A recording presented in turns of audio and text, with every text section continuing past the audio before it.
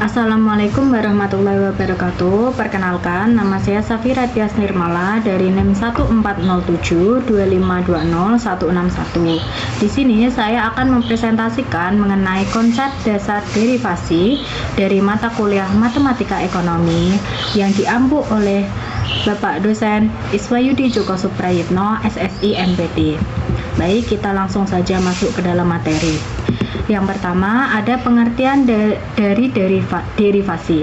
Derivasi merupakan proses mengukur seberapa cepat nilai suatu fungsi berubah terhadap perubahan variabelnya. Dalam kehidupan sehari-hari, konsep derivasi sering digunakan untuk menghitung kecepatan, pertumbuhan ekonomi, perubahan suhu, dan berbagai fenomena lainnya yang mengalami perubahan dari waktu ke waktu. Kemudian ada notasi matematis. Secara matematis, derivasi menunjukkan perubahan nilai fungsi akibat perubahan kecil pada variabel bebasnya. Hasil dari derivasi tersebut disebut turunan fungsi. Di sini ada simbol turunan. Jika kita memiliki fungsi y sama dengan fx, maka turunannya itu dilambangkan sebagai dy per dx atau f aksen x. Hal ini menunjukkan rasio perubahan y terhadap perubahan kecil pada x. Kemudian ada geometris derivasi. Secara visual, derivasi di suatu titik pada kurva adalah gradien atau kemiringan dari garis singgung kurva tersebut, tepat di titik tersebut. Jika kurva itu melandai, maka gradiennya itu kecil. Jika kurva itu menanjak tajam, maka nilai dari derivasinya itu besar. Kemudian ada konsep derivasi, yaitu limit.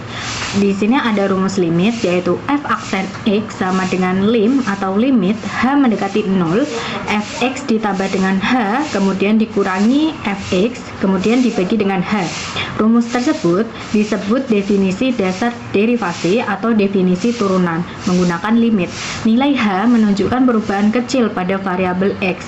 Ketika h mendekati 0, maka diperoleh gradien garis singgung yang tepat pada suatu titik di kurva. Kemudian di sini ada contoh, jika diketahui fungsi awal fx sama dengan x pangkat 2, maka x kuadrat dapat kita turunkan sehingga menjadi f aksen x sama dengan 2x.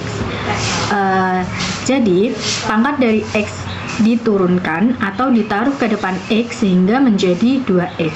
Kemudian pangkat pada x-nya itu dikurangi dengan 1 sehingga menjadi x atau x pangkat 1.